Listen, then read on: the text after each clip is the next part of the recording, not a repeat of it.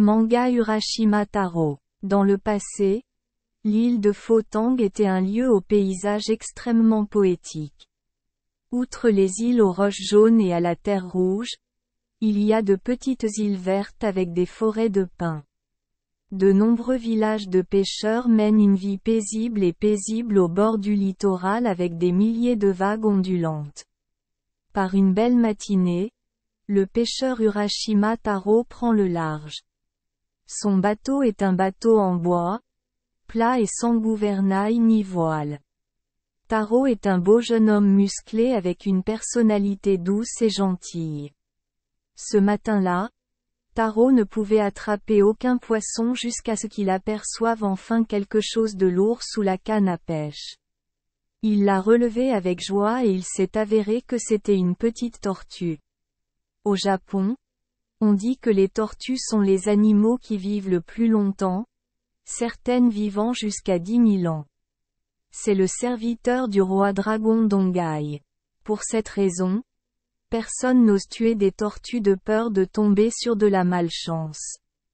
Taro le savait, alors il ôta la tortue de l'hameçon, la caressa et dit : « Heureusement que tu es tombé entre mes mains, si tu avais rencontré un méchant, tu aurais perdu la vie, mon enfant. Il va vous tuer ? Alors comment allez-vous continuer à vivre ce siècle et le suivant ? Bon. Je vous laisse retourner à l'aquarium.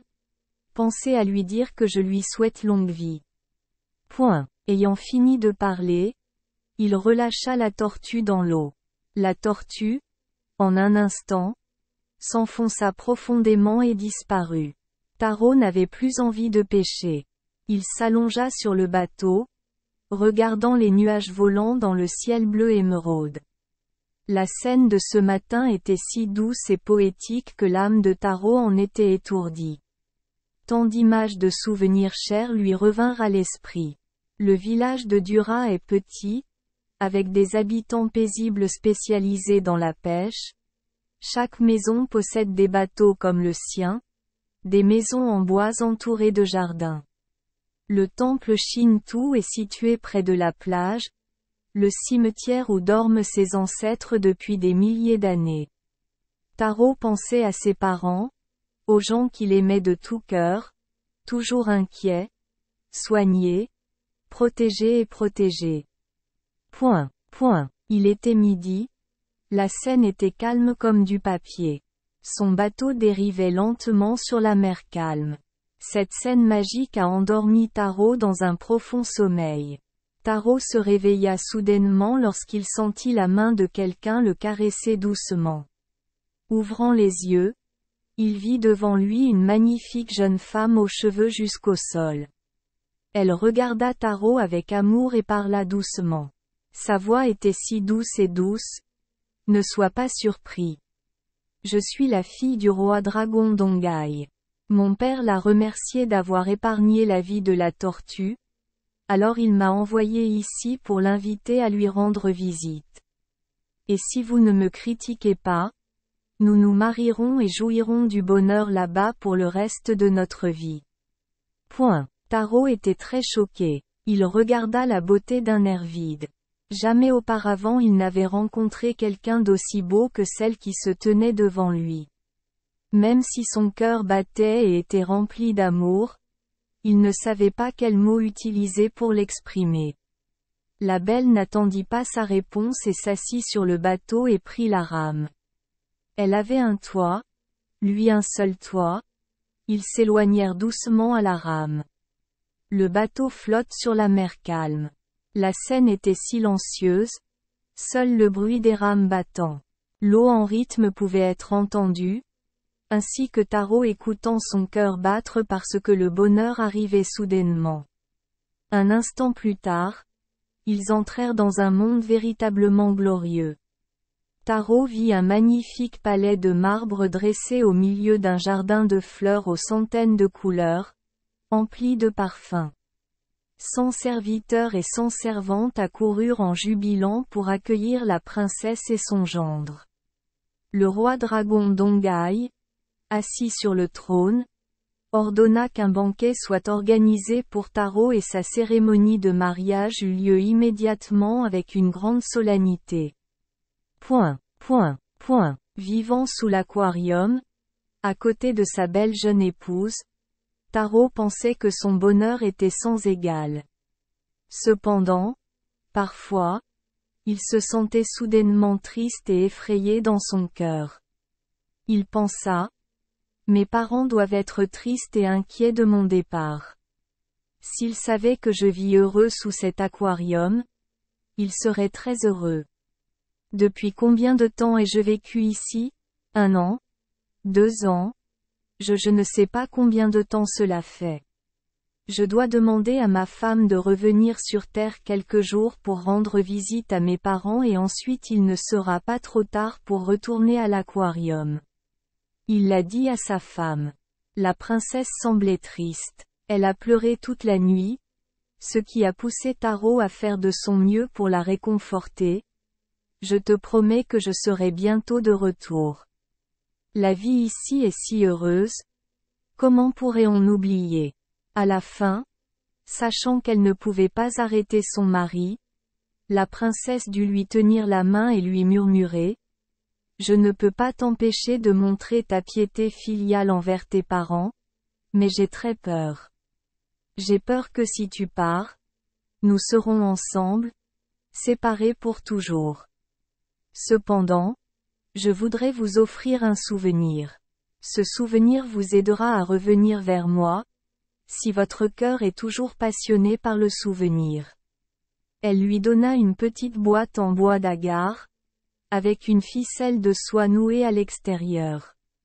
Elle a conseillé, ne perdez pas la boîte, ne l'ouvrez pas, quoi qu'il arrive. S'il l'ouvre, il ne reviendra plus jamais ici. Tout en parlant, elle essuya ses larmes. Rassure-toi, je te promets que je n'ouvrirai jamais cette boîte. Après avoir rendu visite à mes parents, je reviendrai vous retrouver. Le bateau en bois de Taro a longtemps été conservé à l'aquarium. Les gens l'ont ressorti pour que Taro retourne sur Terre. Taro remit soigneusement la boîte avec lui et s'en alla à la rame. Il rama longtemps puis vit son bateau s'échouer sur une île densément peuplée. La ville natale de ce type. Taro était heureux, a mis le pied sur le plateau et ne pouvait s'empêcher de se sentir ému et choqué. Il retourne dans son pays natal mais se sent perdu, comme un étranger. Seules les collines et les montagnes sont encore reconnaissables, tout le reste a changé. Chaque maison est grande, haute et large. Les champs changent de place. Le temple Shinto est désormais érigé à un endroit plus élevé. Son ancienne maison est maintenant une forêt de pins verdoyante. Les passants regardaient le pêcheur avec des yeux surpris. Dans le passé, il connaissait tous les villages et tous les voisins. Pourquoi maintenant considère-t-il tout le monde comme des étrangers? Taro trouva l'homme le plus âgé pour lui demander la raison. Cher professeur, s'il te plaît, dis-moi où se trouve la maison de Taro maintenant? Les cheveux blancs et le dos voûté du vieil homme le regardèrent avec surprise. Qu'as-tu dit? Oui. Je me demande où va la famille de Taro maintenant? Étoile? Oui. Je veux trouver la maison de Taro.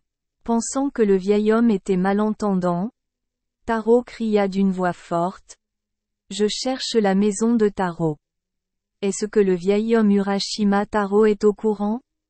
Le vieil homme répondit. Tu es fou? Urashima Taro était un jeune marin pêcheur qui s'est noyé en mer il y a 400 ans. Ce qui est étrange, c'est qu'il s'est noyé au milieu d'une mer calme et de vagues calmes.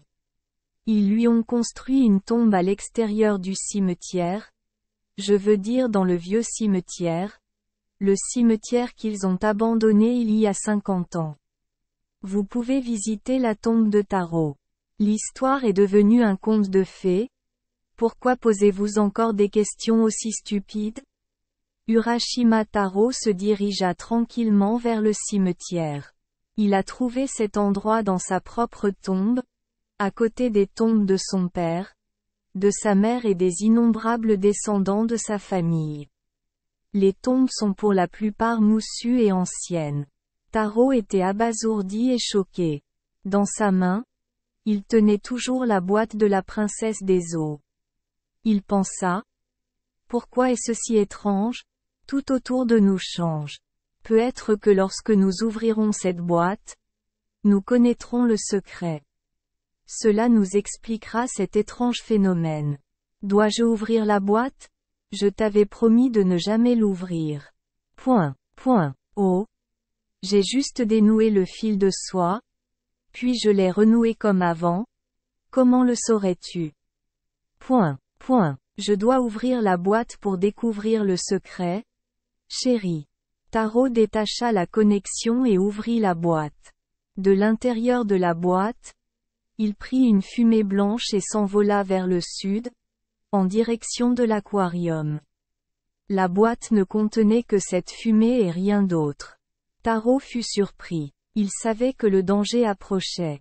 Je regrette mes actes mais je ne peux plus m'en empêcher. Taro savait qu'à partir de maintenant, il n'avait plus aucun moyen de revenir en arrière et n'avait aucune envie de retourner à l'aquarium où l'attendait sa femme actuelle. Triste, cria Taro. Il pleura un moment et sentit son sang se glacer dans ses veines.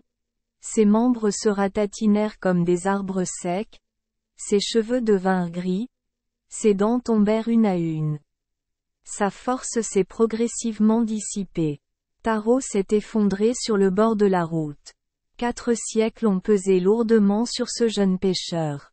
Merci les enfants des Esperluette Croisillon 39. Avoir écouté des contes de fées au jour Esperluette Croisillon 39. Oui. Espérons que les histoires apporteront aux enfants des moments heureux et significatifs. Si vous aimez notre chaîne, veuillez appuyer sur le bouton S Esperluette Croisillon 39. Abonner, pour ne manquer aucune histoire intéressante. Je vous souhaite une bonne nuit de sommeil et de beaux rêves. Rendez-vous dans la prochaine histoire.